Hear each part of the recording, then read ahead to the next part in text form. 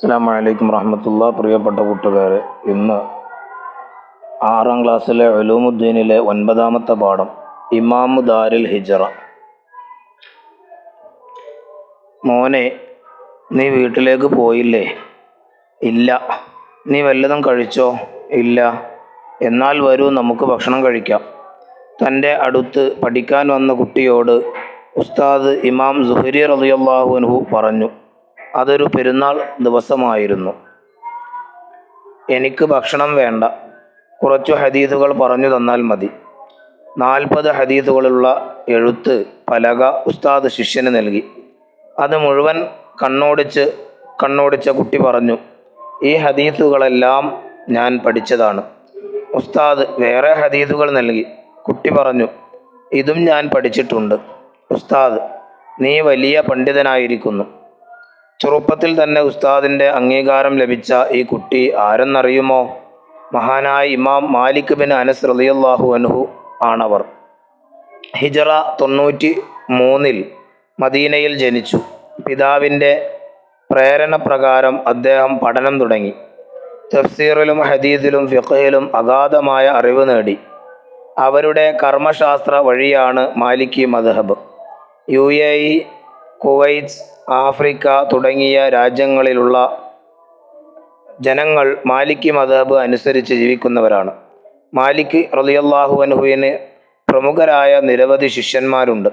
ഇമാം അബൂ യൂസുഫ് റളിയല്ലാഹു അൻഹു, ഇമാം മുഹമ്മദ് ഷൈബാനി റളിയല്ലാഹു അൻഹു, ഇമാം ഷാഫിഈ റളിയല്ലാഹു അൻഹു എന്നിവർ അവരിൽ ചിലരാണ്. ഇമാമു ദാരിൽ ഹിജ്റ എന്നാണ് അദ്ദേഹത്തിൻ്റെ അപരനാമം. ദീർഘകാലം മദീനയിൽ ദർസ് നടത്തിയതുകൊണ്ടാണ് അദ്ദേഹം ഇപ്രകാരം അറിയപ്പെട്ടത്. വിനയാന്വിതനും വിശുദ്ധ ജീവിതം നയിച്ചവരുമായിരുന്നു ഇമാം മാലിക് റളിയല്ലാഹു അൻഹു. ഹദീസുകളെ അദ്ദേഹം വളരെയധികം ബഹുമാനിച്ചിരുന്നു. കുളിച്ചു വൃത്തിയായി മുന്തിയ വസ്ത്രം ധരിച്ച് സുഗന്ധം പൂശിയതിനു ശേഷം മാത്രമേ അദ്ദേഹം ഹദീസ് ഉദ്ധരിക്കാറുണ്ടായിരുന്നുള്ളൂ. അദ്ദേഹം നടന്നുകൊണ്ട് ഹദീസ് ഉദ്ധരിക്കാറില്ല. ഒരിക്കൽ ഹദീസ് ക്ലാസ് എടുത്തുകൊണ്ടിരിക്കുമ്പോൾ ഒരു തേള് അദ്ദേഹത്തെ 16 തവണ കുത്തി. വിഷം സിരകളിൽ കയറി. മുഖം വിവർണമായി. പക്ഷേ ഹദീസിനോട് അനാദരവ ഉണ്ടാകുമോ എന്ന ഭയം കാരണം അദ്ദേഹം ക്ലാസ് നിർത്തിയില്ല. മുവത്ത എന്ന അദ്ദേഹത്തിൻ്റെ കിതാബ് ഹദീസിൽ വിരചിതമായ അദ്ദേഹത്തെ ആദ്യത്തെ ഗ്രന്ഥമാണ്. അറിവ് പഠിക്കാൻ ഒട്ടകപ്പുറത്തേറി ആളുകൾ സഞ്ചരിക്കും.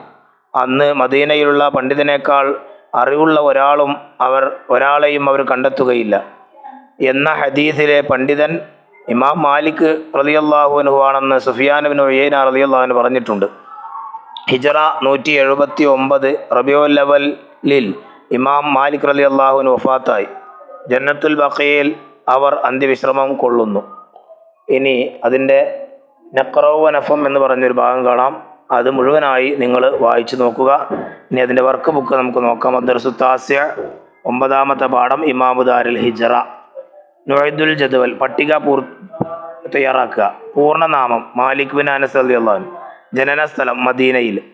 പിതാവ് അനസ് റളിയല്ലാഹു അൻഹു. ശിഷ്യന്മാരിൽ പ്രമുഖർ അബൂ യൂസുഫ് റളിയല്ലാഹു അൻഹു, മുഹമ്മദ് ഷൈബാനി, ഷാഫി റളിയല്ലാഹു അൻഹു. അപരനാമം ഇമാമു ദാരിൽ ഹിജ്റ. വഫാത്ത് 179 റബീഉൽ അവ്വൽ. ഖബർ സ്ഥിതി ചെയ്യുന്ന സ്ഥലം ജന്നത്തുൽ ബഖീഅ. ഇനി സന്ദർഭം വ്യക്തമാക്കാൻ ഉബയ്യുൻ സിയാഖ്. എനിക്ക് ഭക്ഷണം വേണ്ട, കുറച്ചു ഹദീസുകൾ പറഞ്ഞു തന്നാൽ മതി. മോനെ, നീ വീട്ടിലേക്ക് പോയില്ലേ? ഇല്ല. നീ വല്ലതും കഴിച്ചോ? ഇല്ല. എന്നാൽ വരൂ, നമുക്ക് ഭക്ഷണം കഴിക്കാം. തൻ്റെ അടുത്ത് പഠിക്കാൻ വന്ന കുട്ടിയോട് ഇമാം സുഹരി റളിയല്ലാഹു അൻഹു പറഞ്ഞു.